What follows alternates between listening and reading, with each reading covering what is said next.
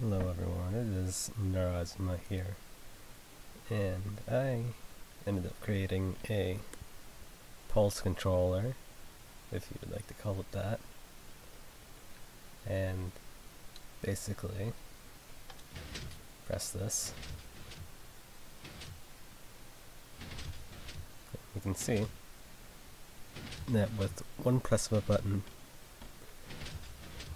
we can get multiple pulses. Now, if we were to take some of that out, this would increase a lot. You can also see that it did one more pulse. We can put more in here. And you can see there's quite a few pulses. Now, one thing to note about this is it is, for one, quite noisy, quite a few pistons, and if you have 3 or less items in the timer, then it will add just one to however many pulses you have here. So you have 7, but because you have 3, then it's going to add 1, so that's going to be 8 pulses instead of 7. Let's get some sticky pistons and hoppers, because we're going to start off with the clock first. So let's get it set up like this. So first off, you want these 2 hoppers facing at each other, and then you want these pistons 1 block above the hoppers but facing the hoppers. I want comparators, and also I messed up. You want these to be here. So you want comparators coming directly out of the hoppers facing to this block. You want pistons facing to the hoppers directly 1 block above these comparators. So it kind of looks like that. You want to get some redstone, put it up here, right on those blocks. And then you want a redstone block. Just really, it can be here or here. Just as long as it's above one of these hoppers, then you're good. So now what you want is, depends on what way this is going to be facing, but this is going to be your back. So if you're facing this way, then you're going to want it here. But basically, you just want this coming out of the right side of the way you're facing, so that means that this is just going to be the back of it. That didn't get too confusing for you, I hope. Then you just want a block there. The next thing you want is a block above this redstone piece, and you also want a block right there. You want a comparator facing to this block and onto this block. Then you want a block at the back of this. Then you want to get a dropper facing down and dropper facing that. So basically these droppers are facing directly into each other. And you want to do the same thing here. So if I can do this correctly. So sorry guys, I'm a little bit sick right now, so I guess you can just basically bear with me here, I hope. So you want to go a block above this one right here and place your dropper downwards, facing downwards, and then you want to place the dropper, this one, facing upwards, so they're both facing into each other. And you also want a block right here. Next thing you want to do, if I can get to this, is you want to have 2 slabs right here. It's definitely important that you have a slab right here, and you probably want a slab right here to stop quasi connection, because quasi connection can be quite annoying sometimes. And you want redstone on top of these. The next thing you want is a comparator coming from over this dropper, facing into this way. Put a block right here, and then you want a redstone torch going into that. So now you have quite a bit of it done, but you're still not finished yet. So the next thing you want is you want a piston coming out of there. You want to have a bucket of water and a cauldron. So basically you have this cauldron right here, place a block right here, let's just place a slab, and you have your comparator here. Next thing you want is you want your piston right there.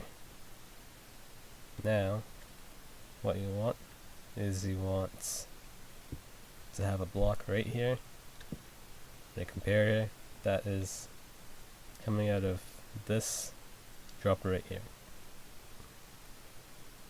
Then you want a piston, or sticky piston, dropper, or a cauldron filled with water, a block right above this comparator, a comparator that's coming out of this block, but you want to make sure that that is on subtract mode. If this is not on subtract mode, this will not be able to reset properly. And then the last few things you want are slime blocks, if I can find them. So you just want slime blocks like this, and basically just want that facing down like that. So basically you just go one block out. So here I just make it so it's easier for you guys to see the shape of this. So that's what it looks like. You got 3 blocks there, and 2 blocks is kind of coming off it like that. So hopefully you guys should be able to do that. You want to make sure that this slime block isn't touching anything down here, because that could make it not work properly. But yeah, basically you are ready to go. So just put however many pulses you want into here. So if you want 3 pulses, then put 3 items into here. You kind of have to make sure they're stackable. If they're not stackable, then it will work, but that means this is only going to pulse once, this is going to pulse twice, 3 times. So yeah, it just drastically removes the ability to be able to put a lot more, because if you only use that, then you're only going to get a maximum of 9 pulses instead of, I don't even know how much, but quite a bit.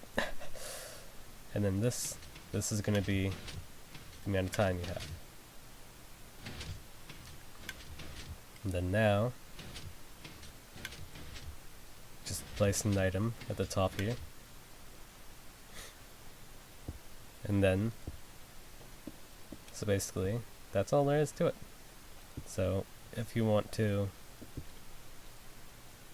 turn on the pulse, I will show you. So you'll more or less probably want the torch here, so that it's always off. If not, then you can just take a repeater or something, and it'll be always on, and then turn it off periodically for your pulses. But if we do that, and then come over here, put that there, you can see that we got a working pulse machine.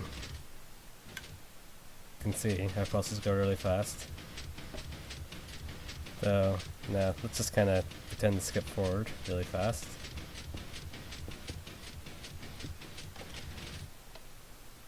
So now you can see that when resetting, press this again,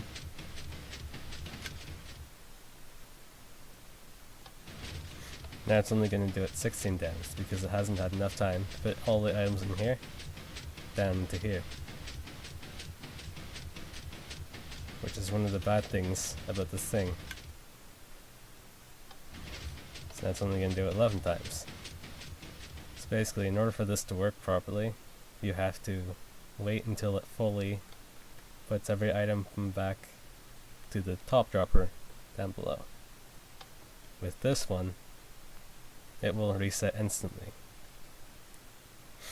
The only problem with this one is this one can only have a maximum of 16 pulses, where that one is pretty high.